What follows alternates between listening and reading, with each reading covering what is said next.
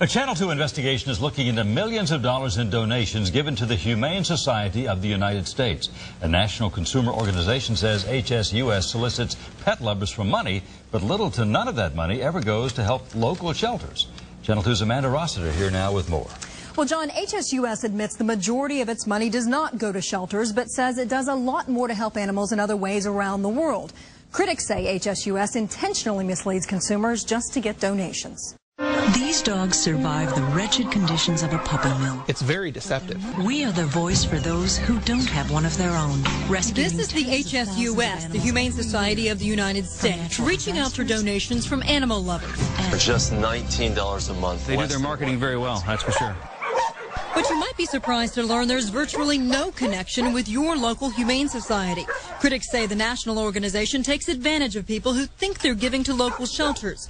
DeKalb's Paws Shelter says there's certainly no regular funding help from the $100 million HSUS budget. I think that some of the folks who donate to the national organizations, they may be under the false pretense, by no fault to their own, they may be under the false pretense that that money is going to a local cause.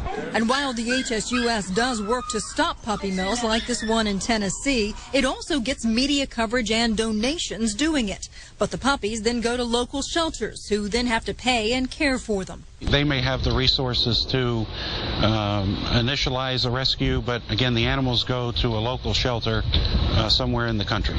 Critics say HSUS also takes advantage of high-profile events. After Hurricane Katrina, HSUS CEO Wayne Passell promised on national television to reunite pets with their owners and raised $34 million for the cause.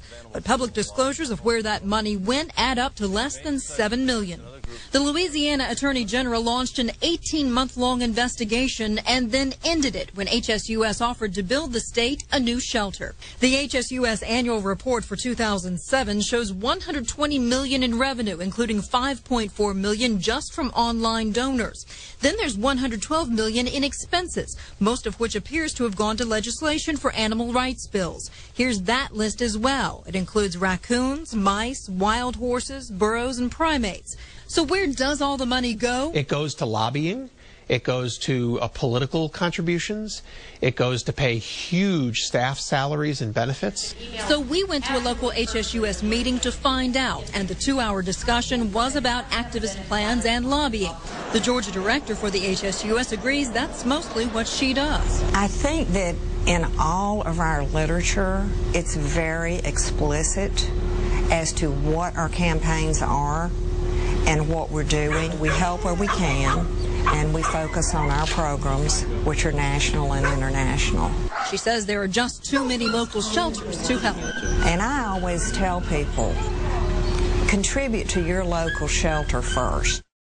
Now, late this morning, we received an email from HSUS pointing out that it has donated $6 million to shelters nationwide. However, a few weeks ago, we called more than 24 shelters here in Metro Atlanta, and we were told that the only time they get money from HSUS is for reimbursement for rescuing animals during a natural disaster. A lot of those shelters are overflowing because of the economic conditions. They say they sure could use some help. Yeah. Amanda, thank you. It is time now.